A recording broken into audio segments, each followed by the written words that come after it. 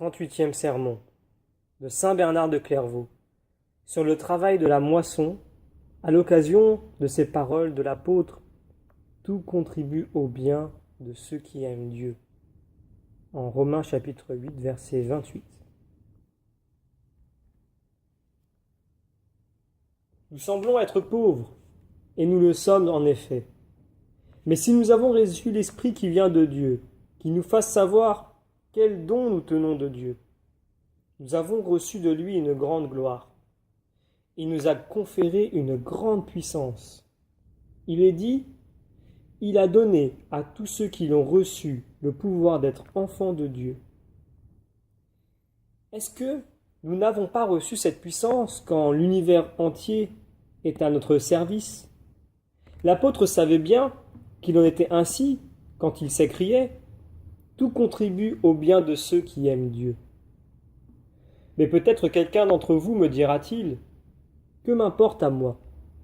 Peut-être se dira-t-il dans la faiblesse de son cœur que ceux en qui vit un grand amour pour lui et qui se trouvent de grands sentiments de charité se flattent d'avoir reçu le pouvoir des enfants de Dieu, que ceux qui l'aiment en vérité présument que tout contribue pour eux au bien.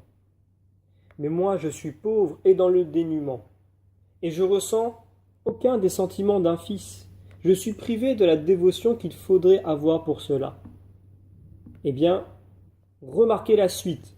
Celui qui a dit quelque part, afin que nous conservions une espérance ferme par la patience et par la consolation que les Écritures nous donnent, n'a pas voulu nous laisser dans la Sainte Écriture un motif de désespoir. Ce sentiment que vous cherchez, c'est la paix, non point la patience. Il ne se trouve que dans la patrie, non pas dans les voies qui y mènent. Et ceux qui y sont arrivés n'ont plus besoin que l'Écriture les console.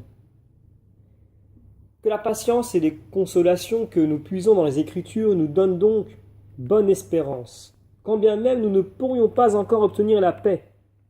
Voilà pourquoi, en effet, après avoir dit que tout contribue au bien de ceux qui aiment Dieu, l'apôtre ajoute avec sagacité de ceux qu'il a appelés selon son décret pour être saints. Que le mot de saint ne vous effraie point, puisqu'il ne s'agit pas de saints qui soient saints par leur mérite, mais de saints qui ne sont saints que selon son décret. L'apôtre ne les appelle pas saints à cause de leurs sentiments, mais à cause de leur intention, dans le même sens que le psalmiste disait « Gardez mon âme parce que je suis saint ». Quant à la sainteté dont vous voulez parler, Paul lui-même, tant qu'il se sentait chargé du poids de sa chair corruptible, ne pensait pas qu'il l'eût acquise. Il dit en effet « Tout ce que je fais maintenant, c'est que, oubliant ce qui est derrière moi et m'avançant vers ce qui est devant moi, je cours incessamment vers le prix de ma vocation céleste. » Ainsi, vous le voyez, il n'avait pas encore obtenu la palme, mais il n'en avait pas moins déjà la sainteté du projet et le projet de la sainteté. Et vous, par conséquent, si vous êtes dans la résolution de vous éloigner du mal et de faire le bien, de persévérer dans la voie où vous êtes entrés, et faire des progrès toujours en mieux, et dans le cas où ils arriveraient d'agir moins bien que vous ne l'étiez proposé, comme il n'arrive que trop souvent à la fragilité humaine, de ne point persévérer dans le mal, mais de vous repentir et de vous en corriger autant que vous le pouvez, vous serez saints aussi, n'en doutez pas. Mais en attendant, vous devrez encore vous écrier aussi « Gardez mon âme, Seigneur, parce que je suis saint ». Voulez-vous savoir comment tout contribue au bien pour ces saints-là? Je ne veux point passer tout en revue parce que l'heure ne me permet pas de vous faire un long sermon. Il nous faut partir. Je viens d'entendre la cloche qui nous appelle. L'heure des vêpres est arrivée. Écoutez donc, en quelques mots seulement, comment tout contribue au bien pour nous. Comment tout nous sert. Que nos ennemis en jugent, et s'ils sont eux-mêmes pour nous, qui sera contre nous? Oui, si nos ennemis travaillent pour nous, comment tout le reste ne contribuerait-il pas à notre bien avec eux? Or, nous savons, comme on le voit clairement, deux sortes d'ennemis qui s'élèvent contre nous. Je veux parler du mal que nous faisons et du mal que nous souffrons. Ou en termes plus clairs encore, ce sont nos fautes et les châtiments de nos fautes.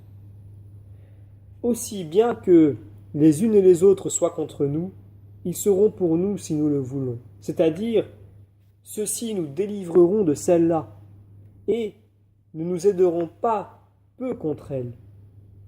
En effet, nous sommes touchés de componction dans nos cœurs et dans le lit de nos consciences à cause de nos fautes passées.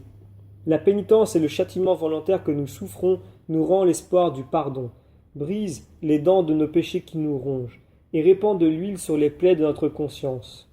Non seulement elle efface les péchés passés, mais elle les repousse même pour l'avenir. En effet, elle écarte les vices qui nous tendent. Et même, elle en écarte si bien quelques-uns, qu'il est bien rare qu'ils osent relever leur tête empoisonnée, si tant est qu'ils n'osent jamais. Vois comment la peine même du péché travaille pour nous contre le péché, et fait ou qu'il n'existe plus, ou du moins qu'il soit moindre. La faute, de son côté, agit aussi de manière à rendre la peine ou mille, ou plus petite, non pas de manière à la faire disparaître complètement, c'est-à-dire à en amoindrir la quantité, ce qui ne serait pas du tout expédient, mais elle fait en sorte, ou qu'elle ne soit plus une peine, ou qu'elle soit moindre. Je veux dire, ou qu'elle ne soit plus, ou du moins qu'elle soit moins lourde. En effet, quiconque sent parfaitement le poids du péché et la blessure qu'il fait à l'âme, sent peu les blessures du corps, ou même ne les sent plus du tout. Il ne regardera même plus comme une peine ce qu'il saura le purifier de ses péchés passés et le prémunir contre le péché dans l'avenir.